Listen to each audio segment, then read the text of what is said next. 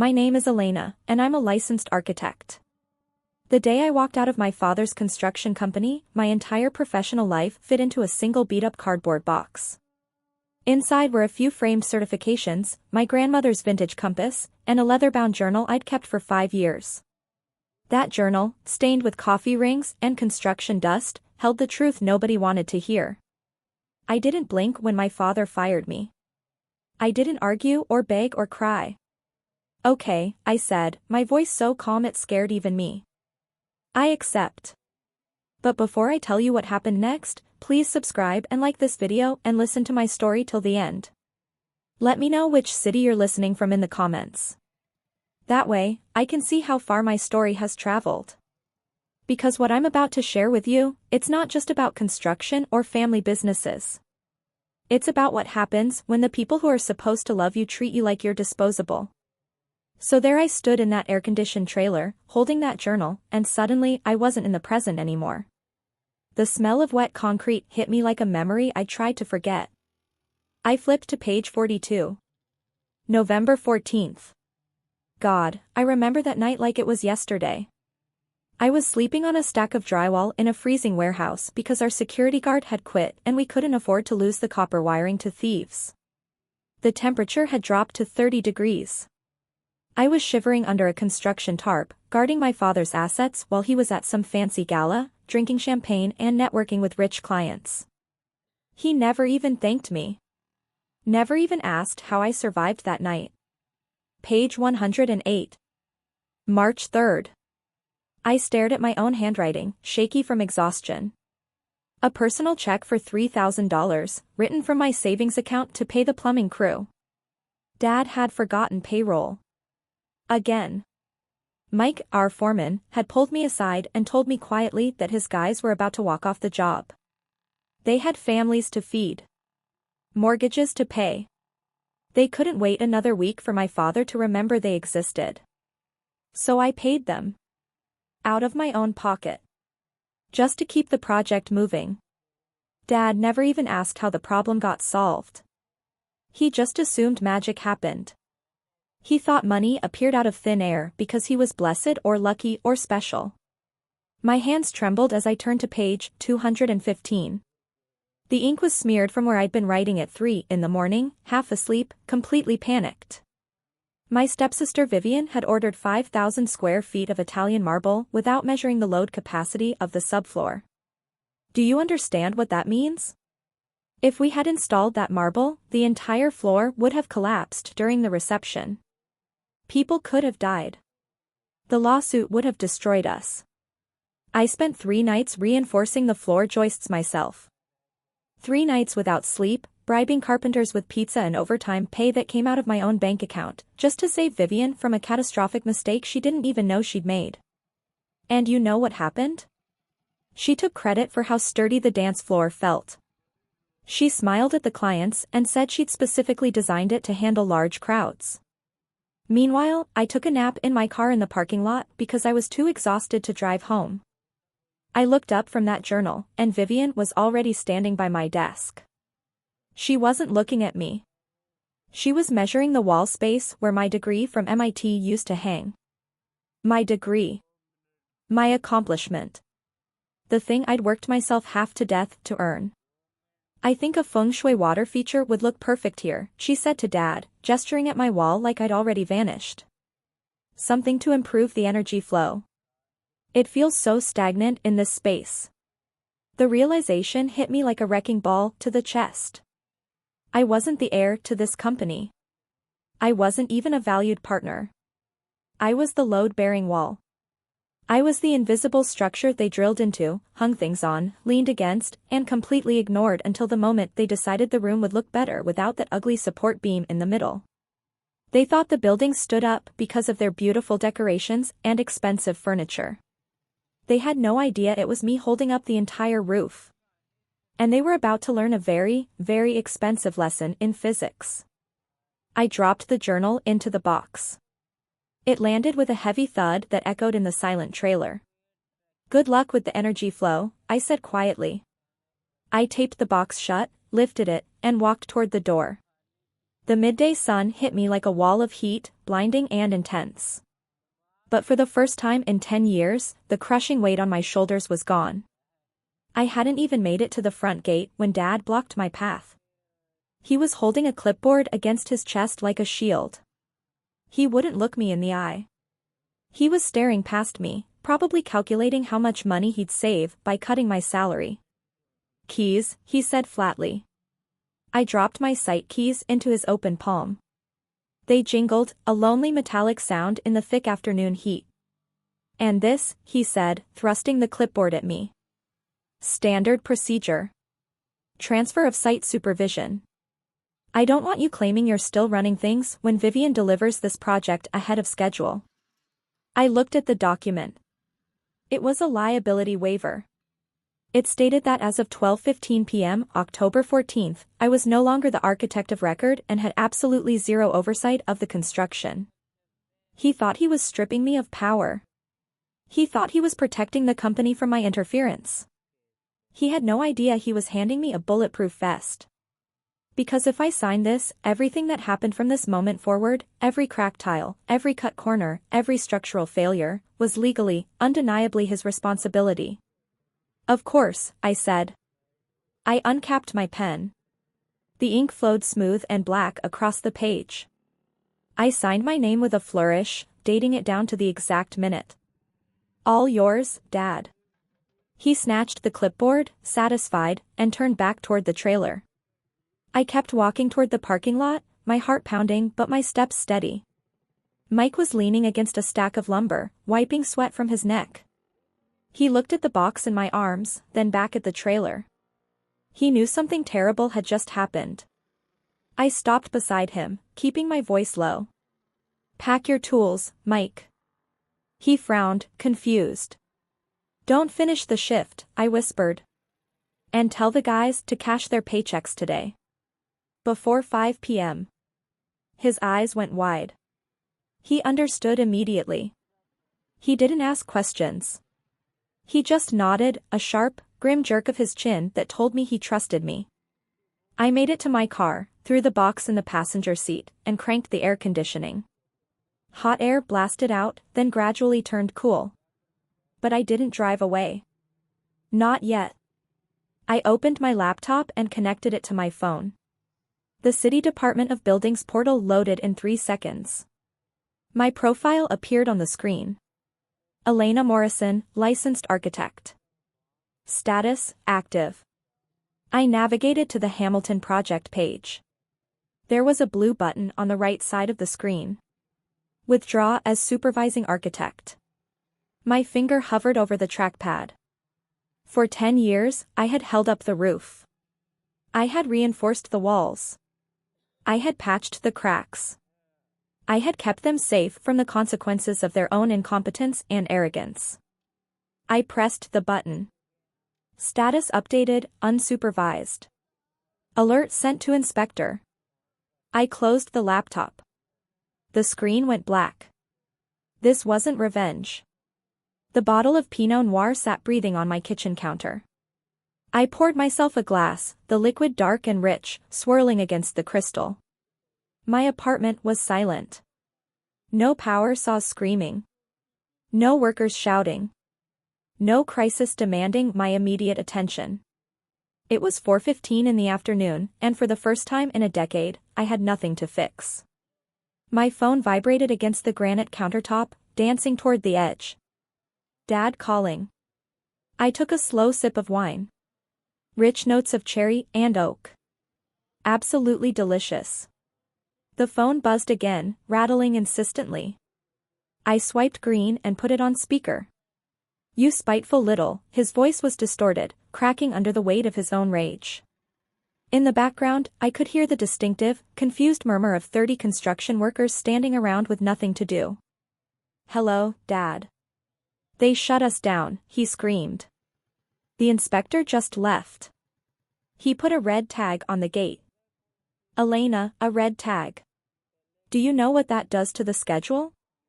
"I assume it stops it," I said calmly, leaning against the counter. "You called them," he roared. "You walked out of here and called the city just to burn us down. This is sabotage. I'll sue you for damages. I haven't made a single phone call, I said, my voice steady as a flat line against his jagged spikes of panic. I simply updated my professional status on the city portal, as is required by law. You what? The building code requires a licensed architect of record to maintain active supervision of any commercial project over 3,000 square feet, I recited, the statute number burned into my brain from years of study. When I withdrew my supervision, the system automatically flagged the site as unsupervised.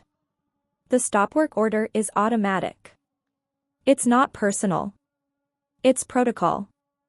Silence on the other end. Then the heavy breathing of a man realizing he just stepped on a landmine he'd planted himself. You need to come back, he growled. Right now. Fix this.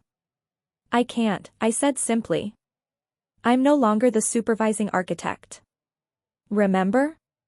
Elena, stop playing games. The Hamiltons are coming for a walkthrough on Friday. Then I suggest you hire a new architect, I said. Although the vetting process usually takes about 6 weeks. And the licensing review board only meets on Tuesdays. So you might want to start making calls. Elena. Good luck with the energy flow, Dad. I tapped the red icon. The call ended. Silence rushed back into the room, sweeter than the wine.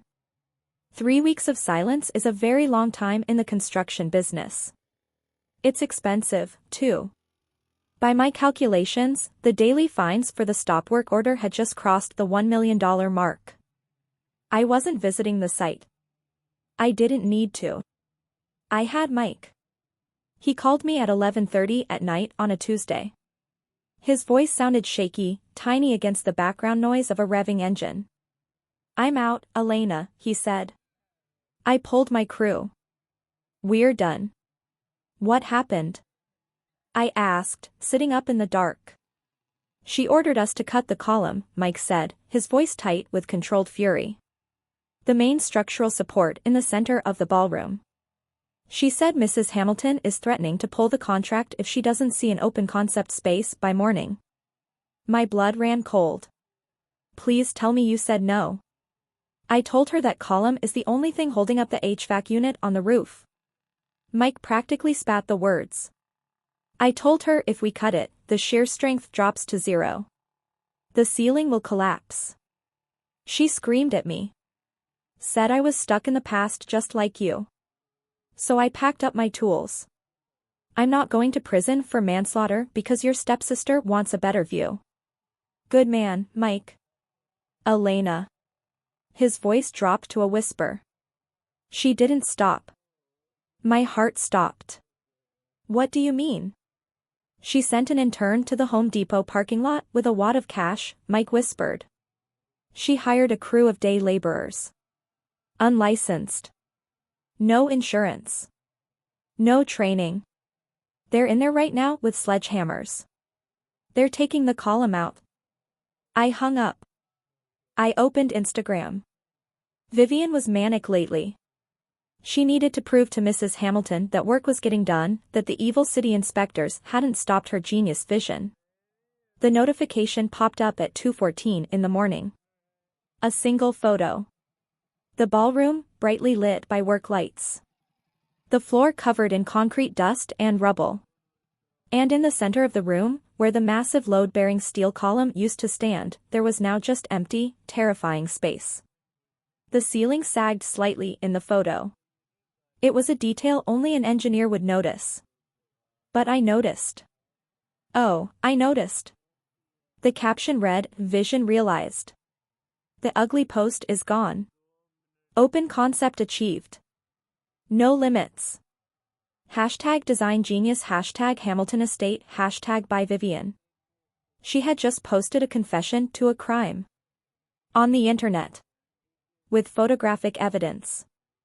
Time-stamped. I stared at my phone screen. The comments were already rolling in. So open. Stunning. Brave design choice. They were cheering for a room that was physically impossible. A room that was currently screaming under redistributed weight, its ceiling joists buckling, its structural integrity compromised beyond repair. I didn't comment. I didn't text Vivian to warn her that the ceiling was about to cave in. I didn't call Dad to save him from disaster. Instead, I took a screenshot. Then I opened a new email to the City Department of Buildings, Enforcement Division. Carbon copy to Hamilton Estate. Carbon copy to Indemnity Insurance Group, Risk Management Department. Subject, urgent, structural alteration at 412, Oak Street, permit violation. I attached 2 files. File A, the original stamped blueprints showing the steel column as a critical load-bearing element. File B, Vivian's Instagram post, timestamped 10 minutes ago, showing the column completely removed. I typed a brief explanation. As a licensed professional, I am required by law to report safety hazards. This is not optional. This is mandatory. I hit send. This wasn't snitching. This was professional responsibility. If I saw a safety hazard and didn't report it, I could lose my license too. The collapse didn't happen all at once. It happened in a terrifying, domino-style cascade. Domino 1, the city. At 7 a.m., the emergency response team cut the lock on the gate. They didn't bring clipboards this time. They brought yellow tape and evacuation orders. They cleared out the remaining night crew and slapped an emergency condemnation notice on the front door. The building wasn't just stopped. It was condemned as structurally unsound and dangerous to human life. Domino 2, the bank. Commercial construction loans have what's called a good standing clause. When the city condemned the property, the bank's risk assessment algorithm flagged the asset as distressed. By noon, they had triggered the loan acceleration clause. They demanded full repayment of the $2.5 million construction loan. Immediately. No extensions. No negotiations. Domino 3, the insurance company. This was the kill shot. The one Dad never saw coming. The final domino was about to fall. Continue to part 3. At 4 p.m., a courier arrived at Dad's house. He wasn't delivering a check. He was delivering a letter from the insurance carrier. Reference claim number 9092. Investigation findings, denial of coverage. Most people think insurance covers stupidity. It doesn't. Insurance covers accidents. It covers storms, fires, acts of God. It does not cover willful negligence and intentional violation of building codes. Because Vivian had deliberately removed a structural element without a permit, without an engineer's approval, without any regard for safety or law, and because she had documented her own crime on social media with photographic evidence and a timestamp, the entire policy was void. Dad wasn't just looking at a failed project anymore. He was personally liable for the $4.2 million breach of contract lawsuit the Hamiltons filed exactly 1 hour later. The family estate, the luxury cars, the vacation cabin, the business accounts, the retirement fund, it was all gone. Every single asset was now fair game for seizure. Gravity had finally collected its debt. The knock on my apartment door came 3 weeks later. It was weak, hesitant. It sounded like a question rather than a demand. I checked the peephole. Marcus Morrison stood in the hallway. My father. But he looked 20 years older than the man who had screamed at me just weeks ago. His expensive suit was wrinkled. His shoulders were slumped, crushed under the weight of a $4 million liability he couldn't escape. I opened the door, but I kept the security chain locked in place. The steel link pulled tight, creating a 3-inch gap between his world and mine. Elena, he whispered. His voice was broken, hollow. He held up a crumpled document with shaking hands. Please. The bank, if you just sign a retroactive approval form saying you authorized the structural change before you left, the insurance company might reconsider. We could save the house. Your childhood home. I looked at him. Really looked at him. This was the man who had chosen my stepsister's ego over my expertise. Who had fired me for being competent. Who had never once thanked me for the thousands of hours I'd sacrificed to keep his dream alive. And now he was asking me to commit fraud to save him from the consequences of his own favoritism. I can't sign off on physics, Dad, I said softly. That column was load-bearing. Removing it was structurally catastrophic. No amount of paperwork changes gravity. We're family, he choked out, and I could hear tears in his voice. You removed the support, I said quietly. Gravity did the rest. I pushed the door shut. The latch clicked into place. It was the loudest, most final sound I'd ever heard. People ask me if I regret it. They ask how I could watch my childhood home get auctioned off to strangers. They wonder if the victory tastes bitter, if I lie awake at night feeling guilty. Let me give you the receipts. The bankruptcy court finalized the liquidation of Morrison Architecture on a Tuesday. The Hamilton estate settlement covered about 60% of the judgment. Dad's personal assets, the house, the cars, the lakeside cabin, covered the rest. He lives in a one-bedroom rental apartment now. Alone. No staff. No parties. No galas. Vivian moved to Arizona to escape her own debt collectors. Last I heard, she's selling essential oils on Facebook and blaming toxic employees for ruining her architecture career. As for me, I work for a commercial development firm now. They pay me exactly what I'm worth. I leave the office at 5 p.m. I sleep through the night. Nobody screams at me. Nobody takes credit for my work. But the real ending isn't the lawsuit or the bankruptcy. It's what happened inside my head. 6 months after the collapse, I received a voicemail. It was Dad. Elena, it's Thanksgiving. Your mother would have wanted us to be together. I'm willing to forgive you if you come home for dinner. I listened to that message 3 times. I listened to the manipulation dripping from every word.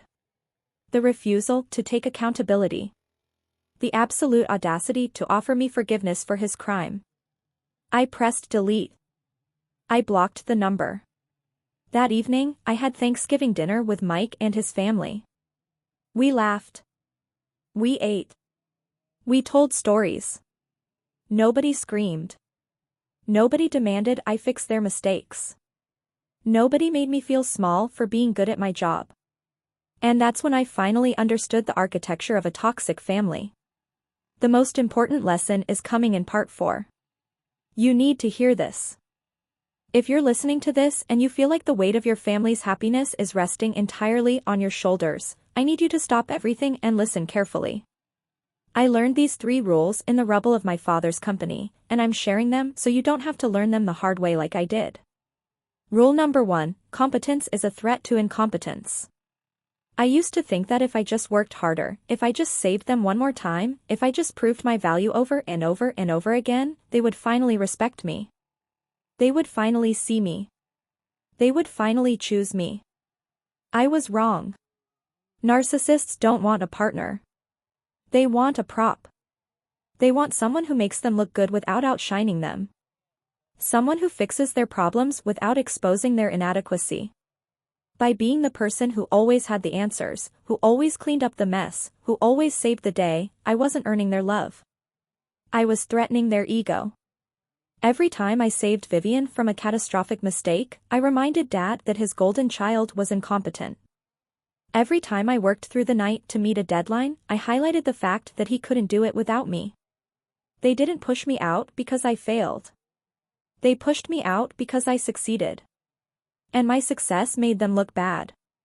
Rule number 2, the price of peace is everything. You cannot negotiate with emotional terrorists, even if they share your DNA. Even if they raised you. Even if you love them desperately and want so badly for them to love you back. I had to be willing to lose everything. The inheritance, the family business, the approval I'd been chasing my entire life. I had to be willing to walk away from my childhood home being auctioned off to strangers. I had to be willing to be called spiteful, vindictive, ungrateful. It felt like dying. It felt like cutting off a limb to save my life.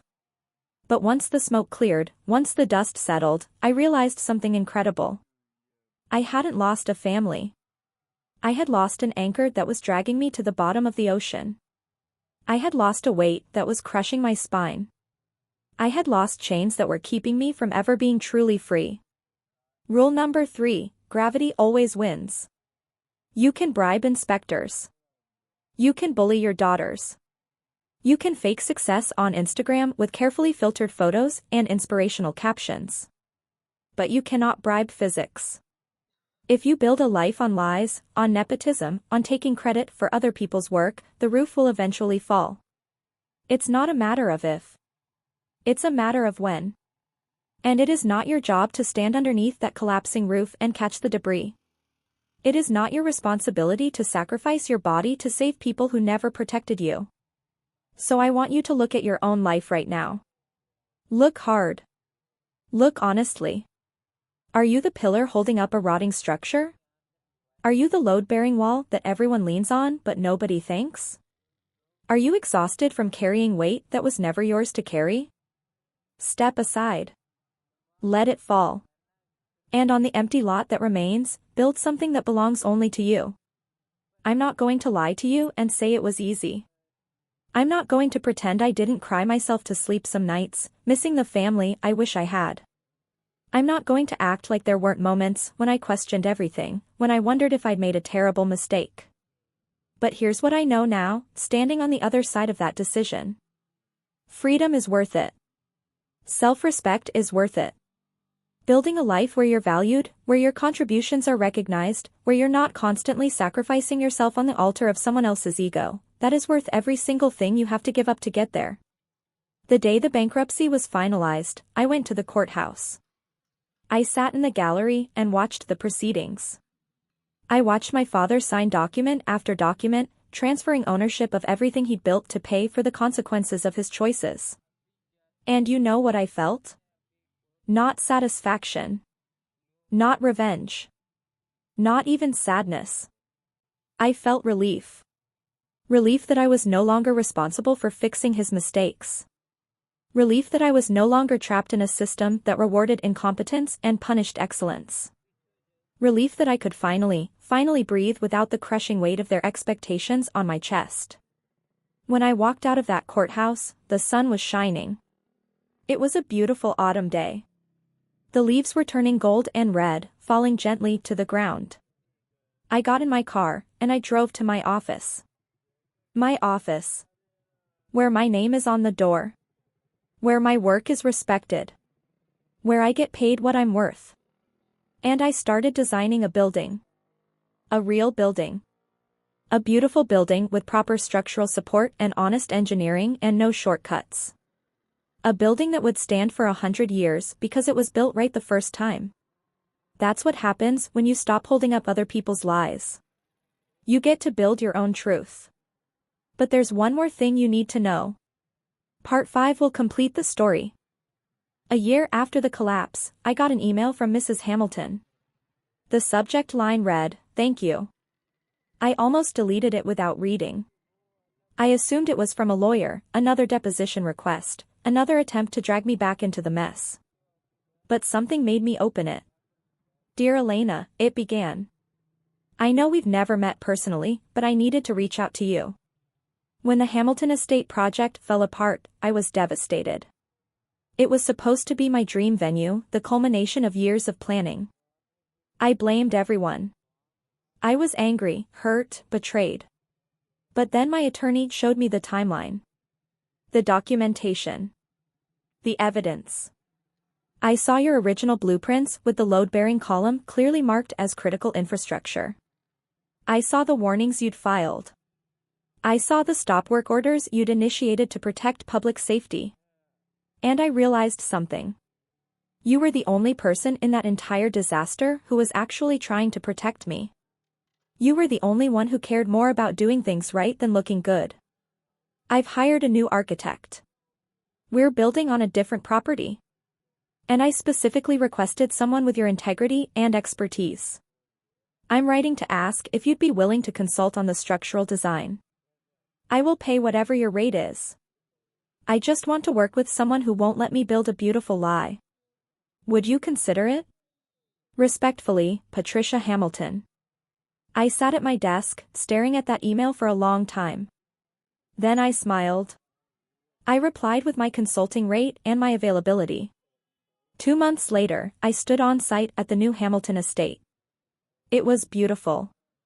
The design was elegant, functional, and most importantly, structurally sound. Every column was exactly where it needed to be. Every load was properly distributed. Every permit was filed correctly. Mrs. Hamilton walked the space with me, running her hand along the smooth walls. "It's perfect," she whispered.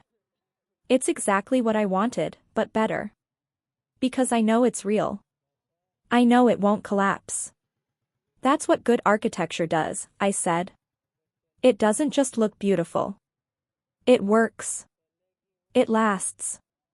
She looked at me with tears in her eyes. "I'm sorry for what your family put you through." "Don't be," I said gently. "They taught me the most valuable lesson I've ever learned. Sometimes the strongest thing you can do is walk away." Tell me in the comments what you think about this story. Have you ever been the person holding up everyone else's dreams while your own got crushed? Have you ever had to choose between family loyalty and self-respect? If you've dealt with something similar, share your story. You're not alone. Subscribe for more stories about standing your ground and reclaiming your life. Because that's what we're doing here. We're taking back our power, one story at a time. The Hamilton estate opened last spring. It was featured in Architectural Digest. They interviewed me about the design philosophy, about the importance of structural integrity, about building things that last.